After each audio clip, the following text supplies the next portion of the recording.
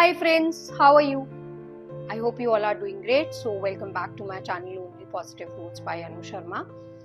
आज हम डिस्कस करेंगे कुछ हैबिट्स के बारे में, कुछ आदतों के बारे में जो अगर हम चेंज करते हैं अपनी लाइफ में, so you know we can make our life better, far better. मतलब मैं आपको इतना गारंटी कर सकती हूँ कि इन 7 हैबिट्स में से अगर आपने 2 या 3 हैबिट्स भी चेंज करी, so you will come back and say thanks to me later. So let's start.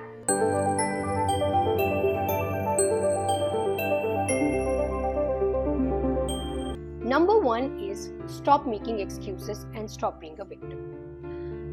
हमारी लाइफ में सबसे बड़ी प्रॉब्लम आज की डेट में यही है कि हमें अपनी जो भी हमारी गलतियां होती है हमें किसी और पे डाल के खुद को विक्टिम बनाना होता है कि हम बेचारे हैं, अरे इसने ऐसा कर दिया तो मेरे साथ ऐसा हो गया, अरे मैं एक रिलेशनशिप में था तो लड़की ने मेरे साथ बहुत बुरा किया या लड़की ने मेरे साथ बहुत बुरा किया तो वो उसकी गलती थी. और अगर आप जॉब में आपको कोई प्रॉब्लम है तो माय बॉस इज टॉक्सिक, मतलब मेरा बॉस बहुत ही खराब है, मेरी कंपनी का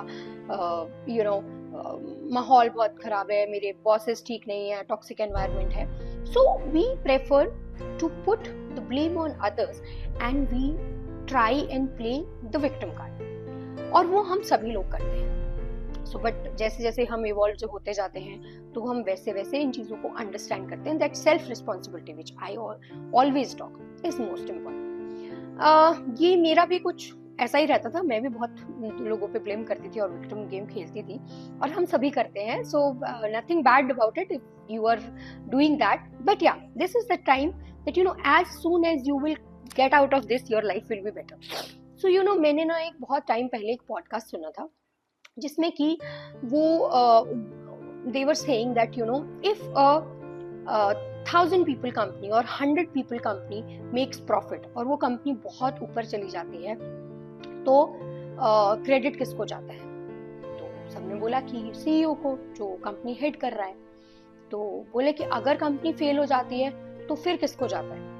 ऑब्वियस आंसर था सीईओ को, because if he is a good team lead, if he has a good team skills, अगर उसकी स्किल्स अच्छी हैं और वो लोगों को अच्छे से ट्रीट करता है और उनका प्लान बिल्कुल एक्यूरेट है, so obviously you will make the company growing. और अगर आप सब कुछ खराब कर रहे हो तो company will fall down.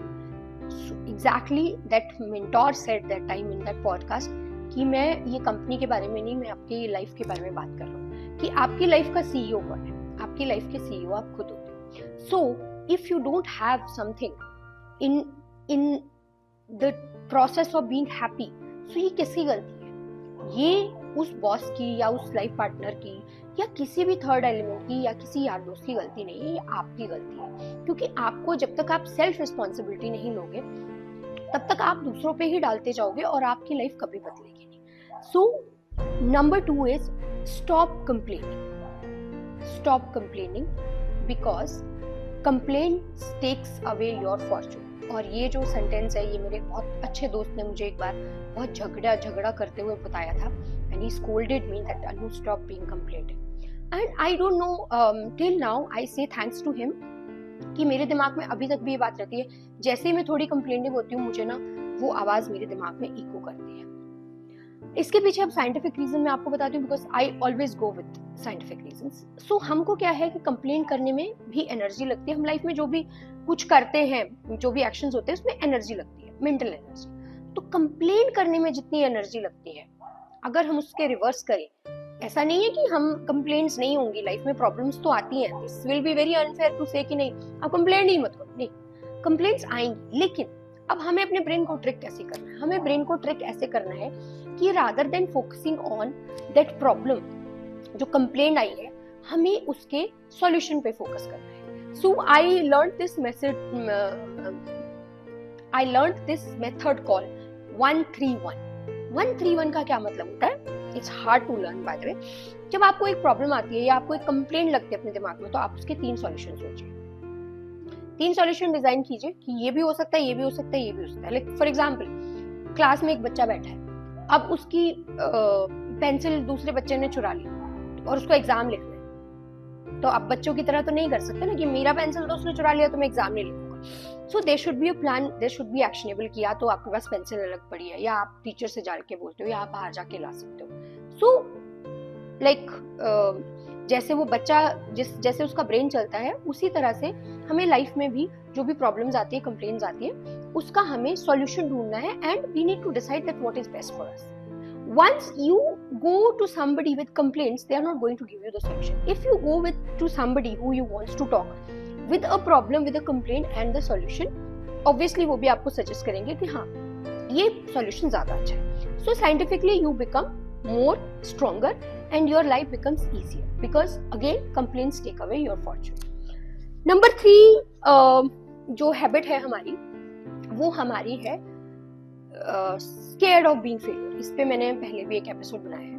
Most of the time हम एक्शन लेने से पहले ये डर जाते हैं कि हम फेल हो जाएंगे. And that fear in our brain, that anxiety does not allow us to take any step forward. मतलब हम यही सोचते रहते हैं कि हम कुछ ना कुछ करेंगे करेंगे करेंगे, लेकिन फिर हमें वो एकदम से ध्यान आता है कि यार व्हाट इफ द फेलियर आ गया, व्हाट इफ द फेलियर आ गया. लेकिन अब फेलियर क्या है? फेलियर आपके सक्सेस की है. आप किसी भी बड़े इंसान से आज जाके पूछो कि उनके बिजनेस कितनी बार फेल हुए, उनके आइडियाज कितनी बार फेल हुए. So you must have seen that the most successful people on this earth take quick decisions on failures. अगर उनका कोई बिजनेस नहीं चलता वो धाड़ से बंद कर देते हैं, कोई रिलेशनशिप नहीं चलता वो धाड़ से छोड़ देते हैं, को कुछ काम नहीं हो रहा है तो वो एकदम से, because they are ready to take the failures, because as you get lot of failures you learn a lot. So rather being scared of it, be ready for failure because it's a part and parcel of your life. You cannot be error free, you cannot be perfect. Please understand this. Let's make it this way. Sports की बात करते हैं. Cricket है, cricket में हर game पे तो छक्का नहीं लग सकता ना.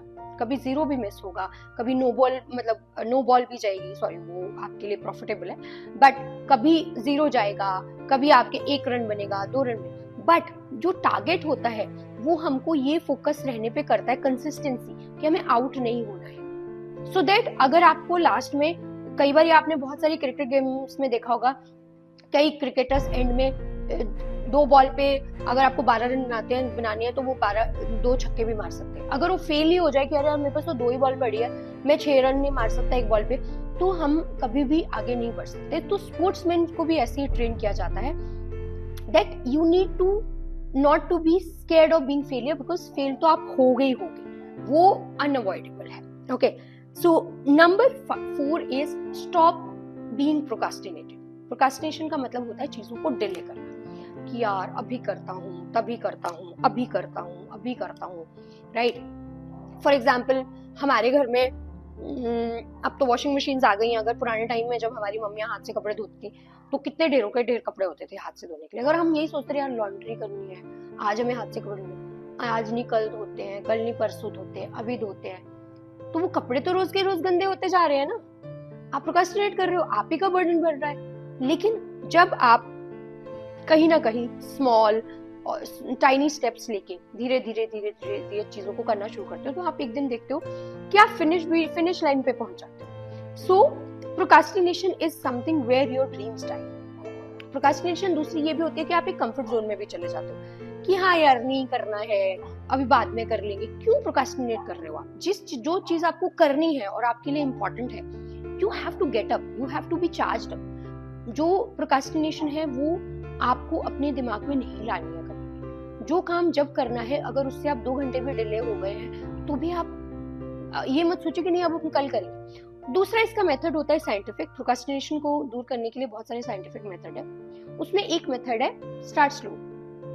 जो काम आपका 1 घंटे का है, आप ये सोचो कि मैं 1 घंटे का काम है, मेरे पास 1 घंटा नहीं है, लेकिन मैं 10 मिनट जरूर दे सकता हूँ इस चीज को. 10 से 20 मिनट अगर आप उसको देंगे तो बिलीव मी नेक्स्ट डे आप उस टास्क को खत्म कर लेंगे. This is the scientific method. Now the next habit is stop being harsh to yourself. Stop being hard to yourself. हम जिंदगी में most of the time खुद को कोसते रहते हैं. अरे मैंने इतने साल पहले ये गलती की थी, अभी मैं ऐसे कर रहा हूँ, अभी मैं वैसे कर रहा हूँ, अभी मैंने उसके साथ गलत कर दिया, या मैंने ये गलती कर दी, या इसकी वजह से कोई हर्ट हो गया, और हम खुद को कोसते रहते हैं. उससे हमारे भी अंदर जो है वो इंफीरियरिटी कॉम्प्लेक्स आता है कि I am not good enough, I am not okay. Relationship में फेलियर आ गया, अरे मेरी गलती थी, सेल्फ ब्लेम ले लिया, खुद के ऊपर हार्श हो गए, अब आगे रिलेशनशिप में नहीं जाऊंगा या जाऊंगी क्योंकि बहुत गलतियां करता हूँ, या ऑफिस में काम अच्छे से नहीं किया तो बॉस से डांट पड़ गई, या आपकी एक बार नौकरी भी चली गई तो हाँ यार मैं तो अच्छा नहीं हूँ काम करने में, तो मेरे को तो जॉब ही नहीं करनी है.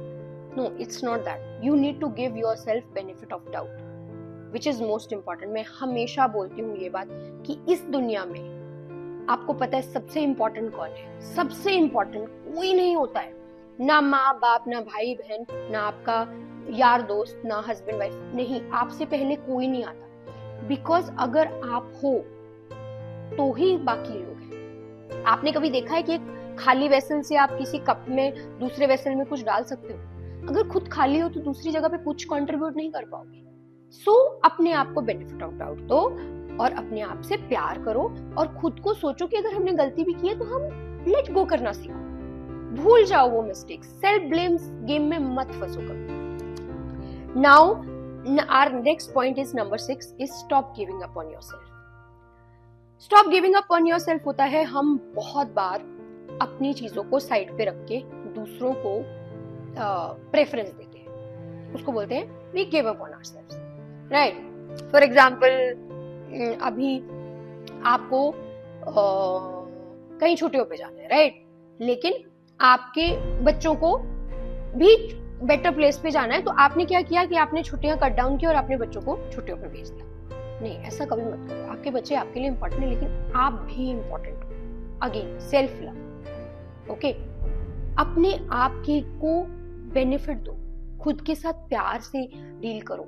जहां पे ओके सिचुएशन आती है ना कि नहीं यार मैं ये गिव अप कर देता हूँ, मैं इसकी खुशी के लिए यहाँ नहीं जाता, मैं उसकी खुशी के लिए ये नहीं करता, आप वहां पे अपने आप को डिमोरलाइज कर रहे हो. उससे क्या होता है, उससे एक बैक ऑफ द माइंड जो है आपके एक बहुत डल काइंड ऑफ स्ट्रेस आना शुरू होता है, एंजाइटी आनी शुरू होती है, जो आपको पता भी नहीं चलता. कुछ टाइम के लिए आपको लगता है हाँ यार मैंने किसी के लिए सेक्रीफाइस किया, बट नहीं, लॉन्गर रन में it is very dangerous for yourself. Put yourself first, don't give up on yourself, never. अपने लिए जरूर कुछ करो जो आपको खुशियां देता है. Our last habit is don't settle for less, don't settle for okay kind of situations.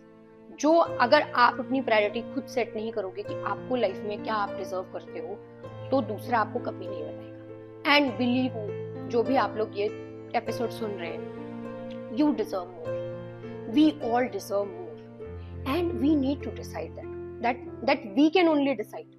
जब आप किसी चीज पे सेटल होते हो ना, तो वो बहुत खराब स्टेज होती है. फॉर एग्जाम्पल बहुत सारे लोग होते हैं, मैं आपको इंडियन हाउसवाइफ्स के बारे में बताती हूँ.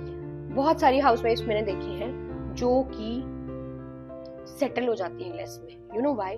उनके लिए ओके है, हस्बैंड ने डांट दिया, फटकार दिया, डिसरिस्पेक्ट कर दिया, बिकॉज यार अल्टीमेटली वो हमें पाल रहा है, हम तो कुछ कमाते ही नहीं है.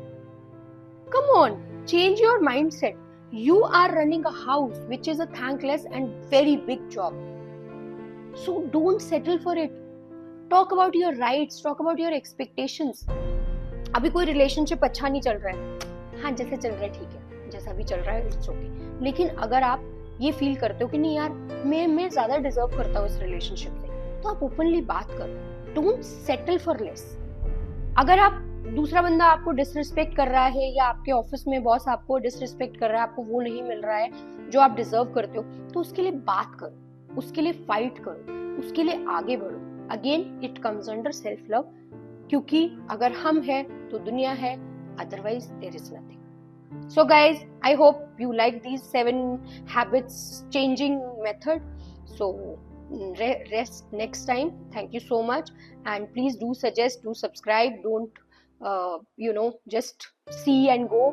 हमें और inputs दीजिए, what do you want to see next. Thank you so much, and say thanks to universe because there is always something to be thankful. Have a great day.